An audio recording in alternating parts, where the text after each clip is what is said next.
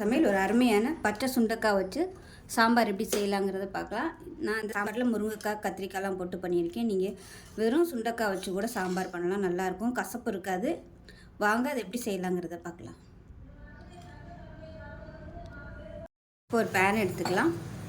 இப்போ எண்ணெய் சேர்த்துக்கலாம். ஒரு 4 ஸ்பூன் அளவுக்கு எண்ணெய் சேர்த்துக்கலாம். எண்ணெய் சூடானதும் பெரிய வெங்காயம் நீளமாக நறுக்குனதை ஒரு 2 கை அளவுக்கு சேர்த்துக்கலாம். இதுக்கு பதிலாக சின்ன வெங்காயம் முழுசாக சேர்த்திங்கன்னா அதுவும் நல்ல டேஸ்ட்டாக இருக்கும். ஒரு 15லேருந்து ஒரு 20 சின்ன வெங்காயம் முழுசாக அப்படியே சேர்த்துக்கோங்க, சூப்பராக இருக்கும். இப்போ பாருங்கள், வெண்டைக்காய் லேசாக வதங்க ஆரம்பிக்குது. இந்த ஸ்டேஜில் ஒரு கை அளவுக்கு பச்சை சுண்டைக்காய் நல்லா கழுவிட்டு உரலில் போட்டு நச்சு வச்சுருக்கேன். அது கூடவே ஒரு 3 பச்சை மிளகாயும் சேர்த்துக்கலாம். சுண்டைக்காய் எண்ணெயில் நல்லா வதக்கிட்டோம்னா கசப்பு தெரியாது, நல்லாயிருக்கும். எந்த அளவுக்கு வதக்குறோமோ அந்த அளவுக்கு கசப்பு சுத்தமாக இருக்காது இந்த சுண்டைக்காயில்.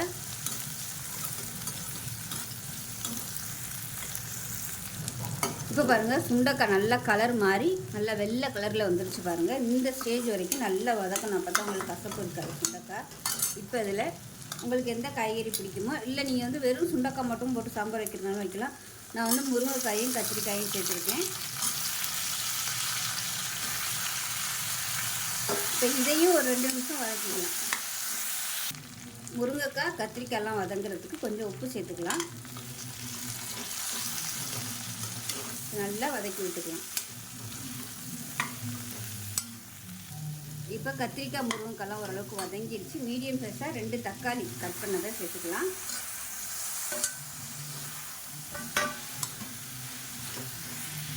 இப்போ பாருங்கள், எல்லாமே நல்லா வதக்கியாச்சு. இப்போ காய்கறி எல்லாமே நல்லா வதங்கிடுச்சு. இப்போ சாம்பார் தூள் சேர்த்துக்கலாம். சாம்பார் தூள் இல்லை வீட்டில் நீங்கள் எதுவும் யூஸ் பண்ணுறீங்களோ அதை சேர்த்துக்கோங்க. நான் ஒரு 3 டீஸ்பூன் போல் சேர்த்துருக்கேன். இப்போ இதையும் நல்லா வதக்கி விட்டுக்கலாம். பொடி சேர்த்து வதக்கியாச்சு. இப்போ தண்ணி சேர்த்துக்கலாம். காய்கறி வேகிற அளவுக்கு தண்ணி சேர்த்துக்கலாம். நான் ஒரு 6 லிட்டர் அளவுக்கு தண்ணி சேர்த்துருக்கேன். நல்லா கலந்து விட்டுட்டு மூடி வச்சிடலாம். காய்கறி நல்லா வேகட்டும். இப்போ எப்படி இருக்குன்னு பார்க்கலாம். இப்போ அதில் புளி தண்ணி கொஞ்சமாக சேர்த்துக்கலாம். இப்போ புளி தண்ணி சேர்த்துட்டு பருப்பு வேக வச்சு வச்சுருக்கேன், அந்த பருப்பையும் சேர்த்துக்கலாம். இப்போ இது எல்லாத்தையும் நல்லா கலந்து விட்டுட்டு கொதிக்கட்டும். மூடி வச்சிடலாம். ஃபுல்லாக மூடாமல் கொஞ்சம் அரைகுறையாக மூடி வச்சுக்கோங்க. இப்போ சாம்பார் அருமையாக ரெடி ஆகிடுச்சு. உப்பு கொஞ்சம் பத்தாத மாதிரி இருக்குது, அதனால் கொஞ்சமாக உப்பு சேர்த்துக்கிறேன். இப்போ இதுக்கு தாளிப்பு கொடுத்துக்கலாம். இப்போ எப்பயும் போல் சாம்பாருக்கு எப்படி தாளிப்பீங்களோ அது மாதிரி தாளிச்சுக்கோங்க. நான் கருவடகம் போட்டு தாளிச்சிருக்கேன், அதாவது தாளிப்பு வடகம், நல்லா வாசனையாக இருக்கும். இப்போ அதை சேர்த்துக்கலாம். இப்போ நமக்கு அருமையான சுண்டைக்காய், அதாவது பச்சை சுண்டைக்காய் சாம்பார் ரெடி ஆகிடுச்சு. டேஸ்ட் நல்லா அட்டகாசமாக இருக்கும்.